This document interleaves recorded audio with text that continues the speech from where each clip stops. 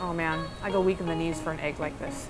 Ramen. Millions of these piping hot, umami-laden bowls of noodles, meats, and veggies are eaten a day. Tokyo restaurant Suda made headlines by becoming the very first ramen restaurant in the world to receive the coveted Michelin star. And now their award-winning ramen is available in downtown San Francisco. When they first opened, they only served 300 bowls a day.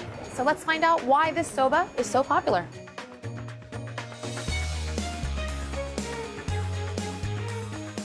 Now, even though this location is a franchise and doesn't have a Michelin star itself, word spread, and with plenty of fans eager to line up, their first North American expansion has been a hit, even among locals who've had the real thing. So we had to ask, what is it about this ramen that makes it so special?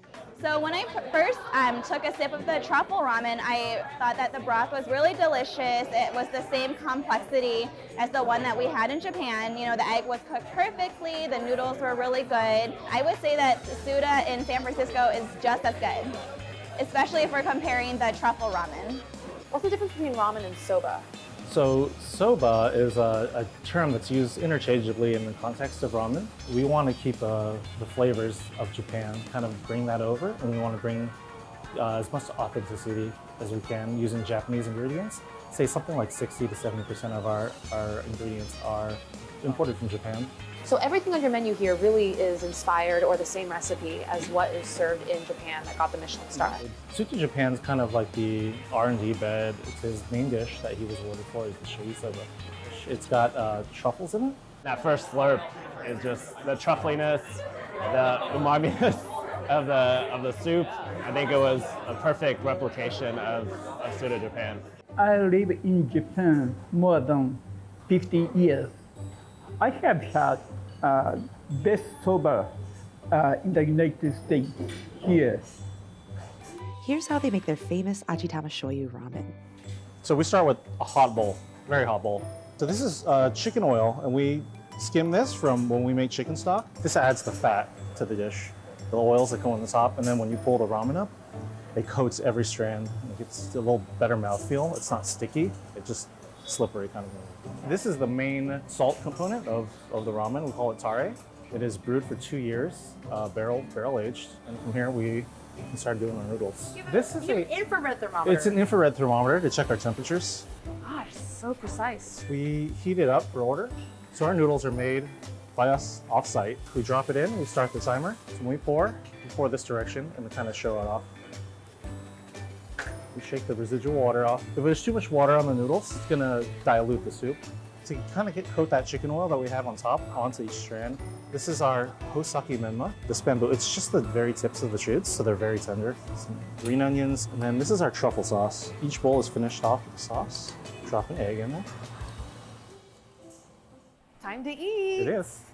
Onegaishimasu. Let's give it a shot. There's a lightness to the broth that's really refreshing.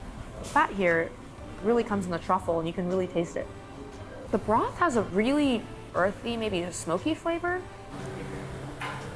Yeah! Aside from their tasty shoyu broth, Suda also has a popular miso option. We run out of this very often. This is called mame miso. So this is different than the miso you would typically find in other restaurants and just generally in the United States, because miso you typically find in the stores is mixed with either wheat or rice or something else. Maybe our second bestseller. Can I smell this? Yeah.